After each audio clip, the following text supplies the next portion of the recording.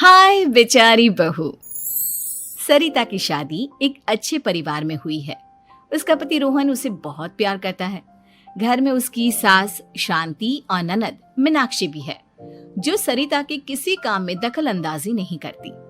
लेकिन फिर भी सरिता को ऐसा लगता है कि दुनिया की सबसे ज्यादा बेचारी बहू वही है और सबसे ज्यादा अत्याचार उसी पर हो रहा है। माँ जी, ये लीजिए आपकी चाय। अरे बहू, तूने इतनी ज्यादा चीनी क्यों डाल दी चाय में? हाय हाय माँ जी, मैंने तो उतनी ही मीठी बनाई है जितनी मीठी आपको पसंद है। माँ जी, आपको तो मेरे हाथ की चाय अच्छी ही नहीं लगती। जब देखो कुछ न कुछ कमी निकाल ही देती हो। अरे बहू, तू एक बात के पीछे ही पड़ जाती है। मैंने ऐसा कब कहा कि तू रोज चाय खराब बनाती है? सरिता अपने कमरे में चली जाती है और फोन उठाकर अपनी माँ से बात करती है। हेलो माँ, कैसी हो आप? क्या कर रही हो? मैं तो ठीक हूँ, पर तू बता, तेरा मूड कैसा है? तेरी आवाज से लग रहा है कि कुछ तो हुआ है तेरे ससुराल में। अरे क्या बताऊँ माँ, यहाँ तो हर समय मेरे साथ बहुत बुरा व्यवहार होता है। मैंने अपनी सास के लिए इतनी अच्छी चाय बनाई, लेकिन मेरी सास चाय पीते ही मुझे 4 बातें सुना दी। बेटी, तू इतनी छोटी छोटी बातों पर ध्यान ही क्यों देती हो? तुम्हारी सास ने कुछ बोल भी दिया तो क्या हो गया? वो बड़ी है ना तुझसे। माँ ने इतना समझाया, लेकिन इस बात का सरिता पर कोई असर नहीं हुआ। अपनी बेचारी बहू की छवि वो बदलना ही नहीं चाहती।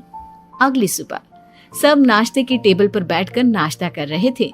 तभी सरिता ने अपने पति से कहा, सुनिए जी, मुझे ना आज बाजार से कुछ सामान लेकर आना है। आज आप ऑफिस से आने के बाद मुझे लेकर चलना ना। भाभी, मुझे भी कुछ किताबें खरीदनी है। आप दोनों जा ही रहे हो तो मेरी किताबें भी ले आना। लो, अभी तो बात ही की है बाजार जाने की, तो एक फरमाइश आ गई। माँ जी, आप भी बता दो कुछ, और हाँ, मोहल्ले वालों से भी बोल दो अगर वो कुछ मंगवाना चाहते हो तो। बेचारी मीनाक्षी अपना सा मुंह लेकर रह गई। ये सब देखकर रोहन से चुप नहीं रह गया और वो गुस्से में बोला, सरिता, क्या हो गया है तुम्हें?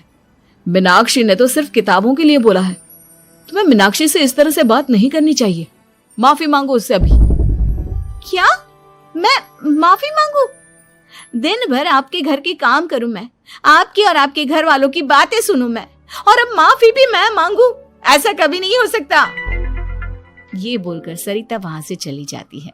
एक दिन उनकी पड़ोसन घर आती है। अरे सरिता, क्या कर रही है?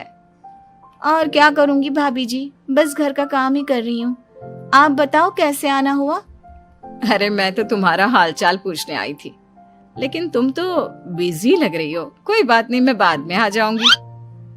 और क्या करूँ भाभी जी, जब से शादी होकर आई हूँ ना, बस काम ही कर रही हूँ। और इस घर में ना कोई मेरी कदर नहीं करता। पति है जो बस घर से ऑफिस, ऑफिस से घर।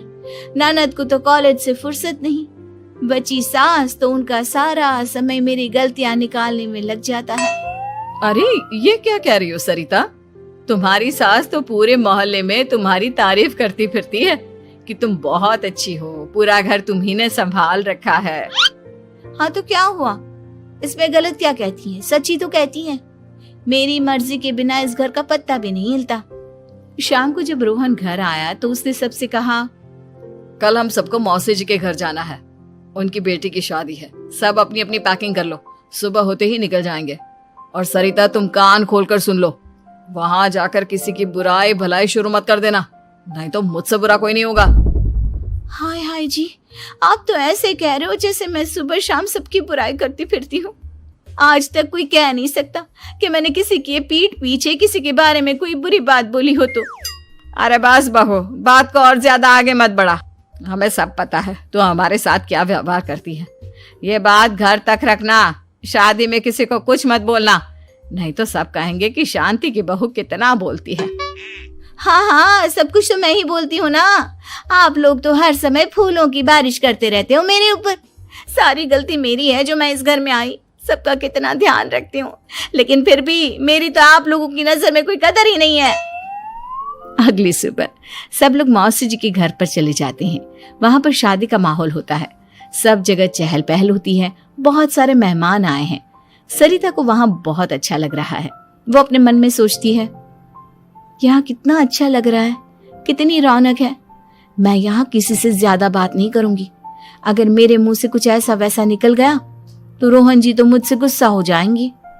सरिता ये सब सोच ही रही थी कि वहां रोहन की कजिन साक्षी आ गई और सरिता से बोली, आप सरिता भाभी हो ना?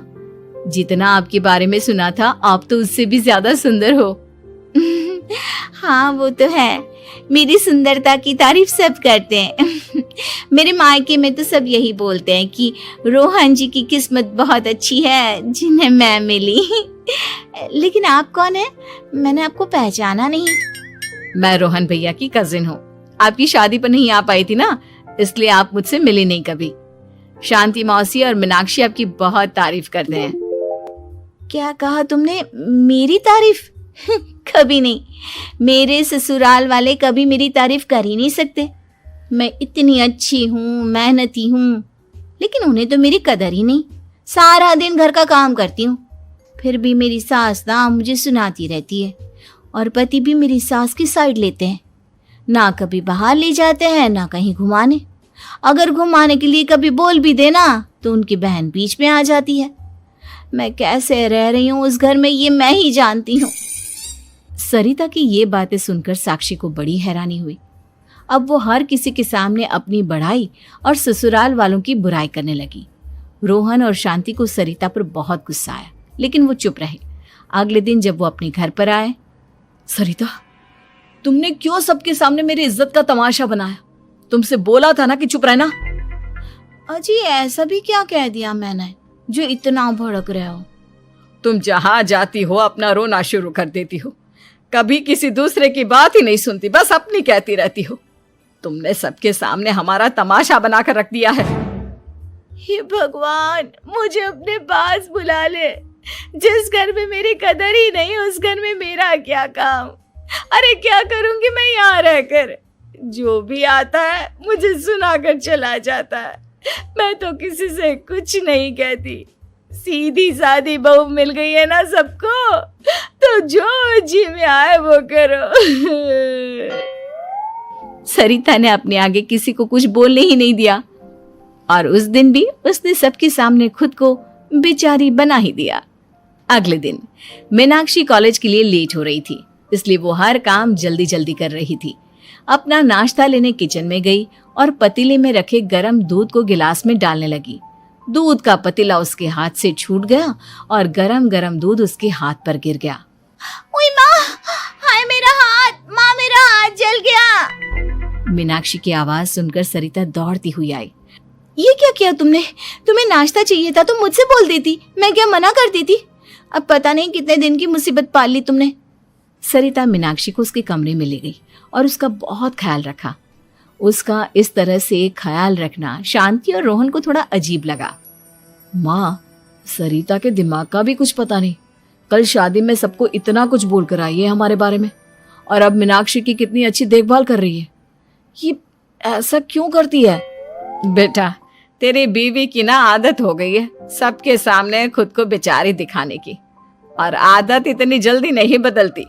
जब ये बोलना शुरू करती है तो रुकने का नाम ही नहीं लेती, इसलिए इसे पता ही नहीं चलता कि ये किसके सामने क्या बोली जा रही है। लेकिन दिल की बहुत अच्छी है। हमें भी अपना दिल बड़ा करके ये जैसी है इसे स्वीकार करना चाहिए।